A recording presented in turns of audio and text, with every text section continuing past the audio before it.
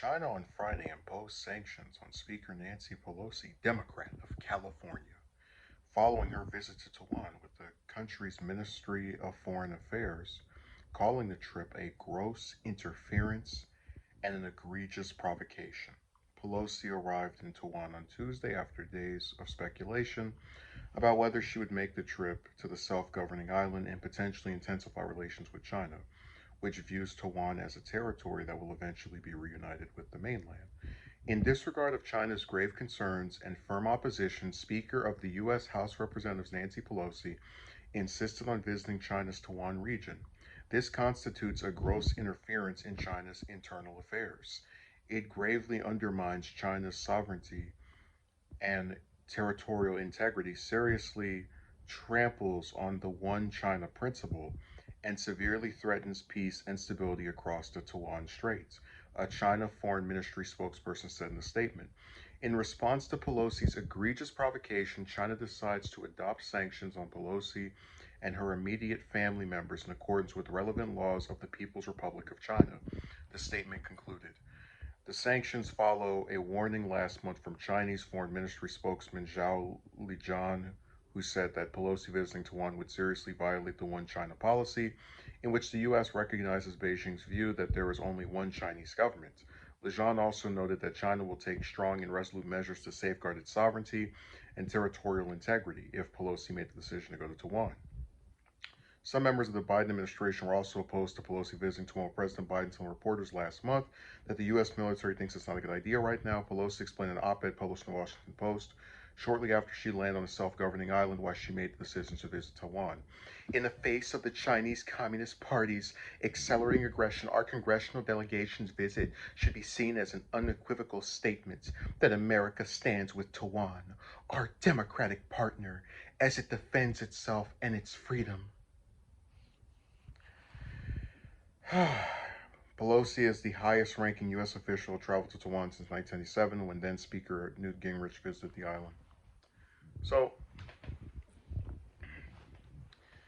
there were some Republicans who were praising Pelosi for making this visit. She's standing up against the Chinese government. And I feel like Biden, for all his faults, is someone who knows a pretty good deal about foreign policy and different conflicts and relations that we have with these various regions. It makes no sense to me why an individual who apparently doesn't want a war with China would visit a region in which they want their government to be recognized over the one she's visiting, referring to Taiwan. I can't imagine where any individual who is not a warmonger, is not someone who is just seeking to inflame a conflict and potentially start some military conflict with this region, would think it's a good idea to say, to hell with what they want, I'm going to visit Taiwan anyway. And you look at her statements, our congressional delegation's visit to be seen as an unequivocal statement that America stands with Taiwan as it defends itself and its freedom. Well, let it defend itself and its freedom by itself. Why risk starting a conflict with a country that we really cannot afford to have as an even bigger enemy than it already is? I mean, any way you square this, she acted like a complete buffoon.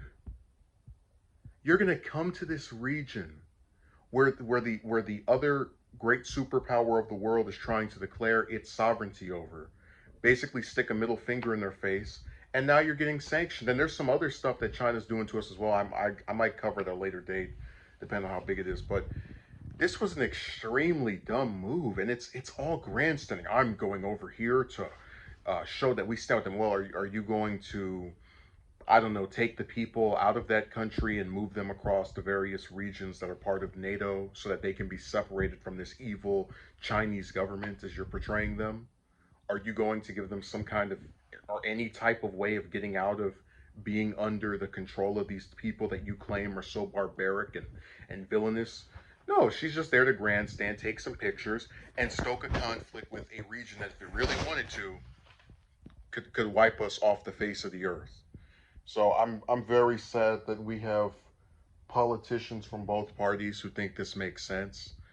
But the U.S. government just has a lot of people that are okay with, like grandstanding for the sake of trying to like look good for a very ignorant public that doesn't know about our relations with these other regions, even if it means possibly starting a war.